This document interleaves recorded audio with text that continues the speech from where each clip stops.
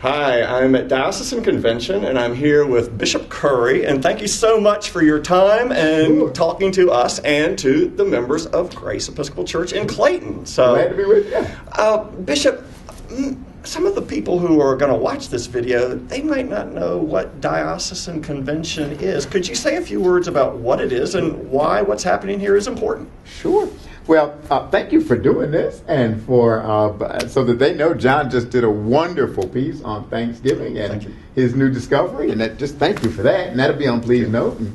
But the Diocesan Convention, the Anglican Communion, there are some places call them synods, but in the U.S. we call them Diocesan Conventions, annual conventions, and every year all of the churches that are part of the Diocese of North Carolina and the campus ministries all come together, representatives from them come together, the clergy and then lay representatives, and we gather in council. It's really a council of the church. And I mean, we do some businessy kinds of things, got to pass a budget for the diocese, that kind of stuff. But a lot of our time is spent on what is helpful for us to share with the leadership of the diocese so that they can then go out and go back and share it with the people of the diocese. And so this year we're focusing on, I mean, we're at the Galilee thing of going, and now we're keep going, and we've got keep going by going deeper in your faith. And so we've got Jay Sidebotham with us. What's he talking about? Well, he's talking about spiritual practices, what we used to call spiritual disciplines.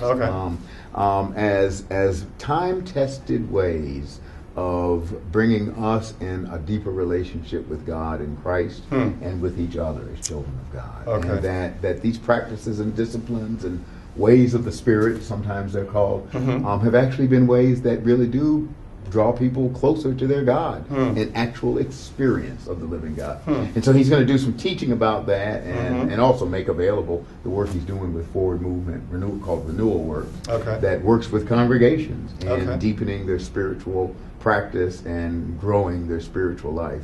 And that's the key to really reviving the church. We can come up with glitzy programs all day long, but the real key to it is helping us to love God more deeply and love each other more profoundly.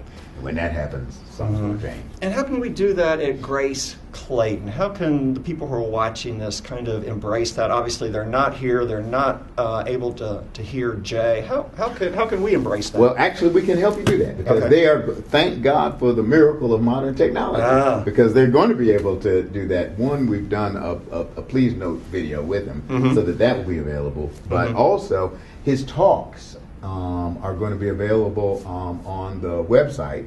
And they can be downloaded by anybody. They're there for you to take and use. You can download them, burn a DVD if you want, or just show them from the web if you want. But they're available free of charge. So his two talks, both the town hall that he did in the afternoon and then the actual keynote address where he talks about some of this, will be available. Plus, we'll link to Renewal Works and Forward Movement. Everybody knows Forward Movement from Forward Day by Day.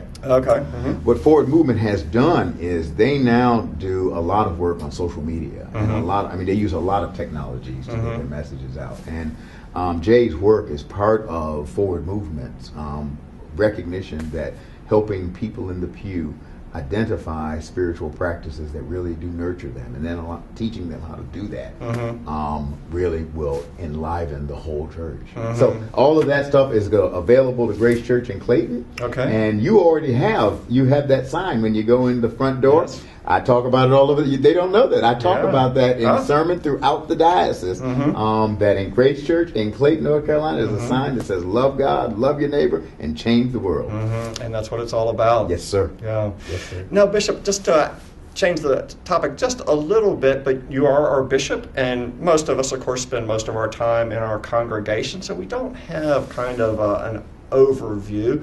What's going on in the diocese right now that's exciting to you? Oh, well, one of the things, one thing, we were talking a little bit about it at this convention, the Harvest for Hospitality. Harvest, would you say about that? And sure, the Episcopal Farm Workers Ministry is a ministry that's been the Diocese of East Carolina and North Carolina going back into the early 80s. And it was a ministry of providing pastoral care, spiritual support, and just helping farm workers to have better lives while they were doing their work. So they could do their work. And initially, when the first farm workers that they worked with were actually Haitian farm workers. Now, almost all of the farm workers that they're working with are from Hispanic cultures, Latino cultures. But that farm workers ministry, on an average year, they provide either immigration counseling or counseling and assistance. It ranges anywhere from 5,000 to 7,000 people are helped by that ministry every year. That's been going on for years. That's amazing. And they, I like to say this is a ministry, it doesn't matter where you are on the political spectrum, that this is a ministry Republicans and Democrats can support because they're helping people do citizenship, helping people become citizens, helping them obey the laws and become part of the country in legal and helpful ways. So we're doing something that's helping everybody, that everybody can be a part of. But I mean, that's an incredible number. But in addition to that, Father Tony Rojas, who's retiring as the director, but and we introduced the new interim director here at this convention. But Father Tony goes out to the camps during the growing season, and and this is Galilee. He celebrates the Holy Eucharist out where the people are. Really? That's what Galilee is about. Go where they are. Take the church there. So he celebrates the Eucharist out in the fields. And also has 3 different congregations that he keeps going.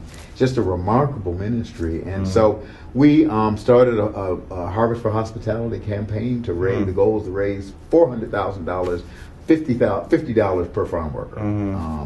And so we're well on the way to doing that, trying to, every penny will help, every little bit helps. We've raised $100,000 already, so we've got 25%. That's great. And that has helped to stabilize the ministry financially, and now the ministry is positioned to figure out what does that ministry need to look like for the future. Okay. Not what it needed to be 20 years ago. What does it need to be now? And so we're making those transitions. And I mean, just everything from how do we make sure that when youth groups come and visit to learn about the ministry, that we have somebody on site who can help them do a mission trip there, so that they're actually doing something that they're learning, but they're also serving. And so creating connections between people as well as helping and supporting the farm workers. So that's one thing we're doing. That is here. amazing. And it's just a remarkable, this diocese and the Diocese of East Carolina have been doing that for, over 20 some odd years, and it's a blessing. And that's something that we support at Grace. Yes, every Lent, we take up our collection for the farm workers, and so that's something that every year we are a part of. And hopefully we can also help with raising funds towards that $400,000 goal. Thank you for that. Well, I tell you, you have been helping, and you probably didn't know it, that whenever you've paid your asking to the diocese, and Grace Church does that, you do. When you paid your asking, there were some years, a few years ago, when the farm workers ministry was really financially, it was doing the ministry, but it couldn't make payroll. You know how it made payroll? No. The Diocese of North Carolina stepped up to the plate. Wow. We stepped up to the plate and made sure that the staff was paid so they could keep doing their work until we could get the finances stabilized. And East Carolina joined on and brought in some money. I mean, roofs had to be replaced, heating and air conditioning, so the usual stuff you have, building and stuff. And they didn't have a way of really doing the kind of fundraising that would make the ministry sustainable. And so because this diocese was able to put up money from the mission and ministry budget of the diocese, we were able to then apply for a grant from Jesse Ball DuPont. The person who wrote that grant was paid by the Diocese of North Carolina from your funds, Grace Church. Wow. They wrote the grant, Jesse Ball DuPont agreed, and we hired a development officer who has now been raising the funds and helping us coordinate the campaign. Patty Traynor, I believe. Patty Traynor, exactly. So Grace Church, you have actually been making a difference. That part you might not have known, but you've been doing it. There you go. So there's one way that your pledge is making a difference in our community and in the world. One way that you are changing the world. Bishop, thank you so much for your time. I really appreciate it. You're awesome, pleasure. brother. Thank you. All right. Have a great day. God bless you. And depending on when you see this, have a happy Thanksgiving, a Merry Christmas, a Happy New Year, or if you don't see it till Easter, have a blessed Easter. Hopefully it's going to be a long time before that. Okay. Okay, thank you. Great. That was wonderful. I appreciate that. Great. Thank you.